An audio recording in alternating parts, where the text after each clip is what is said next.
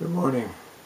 I heard a story that really illustrates what one of the words in the Proverbs. There's a way that seems right to man, but the ways thereof are the ways of death. That's a pretty negative kind of a statement, but it's a statement we need to know.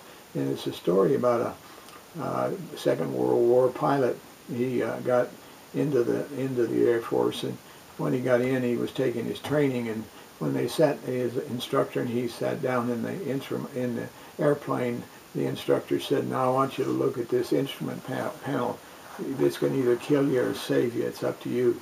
But the interesting thing you have to do is you have to trust this instrument panel. There's an instrument on there which is the instrument that tells how high you are and how low you are. The altimeter, it tells you that. And then there's one that tells you a compass, which tells you which direction you're going, and then there's one, and you see that line it has, and that you have to trust this instrument. You can't trust your own feelings or your own emotions, because you have to follow that, and you have to keep that level.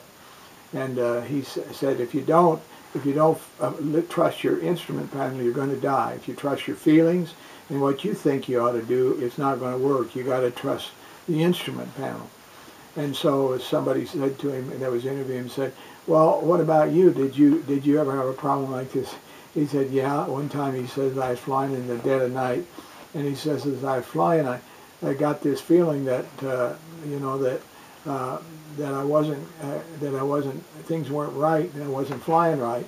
And he said that my straps got real heavy on me, and I said, as soon as I can get where I can, I'm going to loosen them, because they're much too tight. And he said, as he was thinking that about his feelings, all of a sudden he remembered the instrument panel. And he looked at the instrument panel, and he found out he was going in the wrong direction, and he was flying upside down. Because he was trusting his feelings, he wasn't trusting the instrument panel.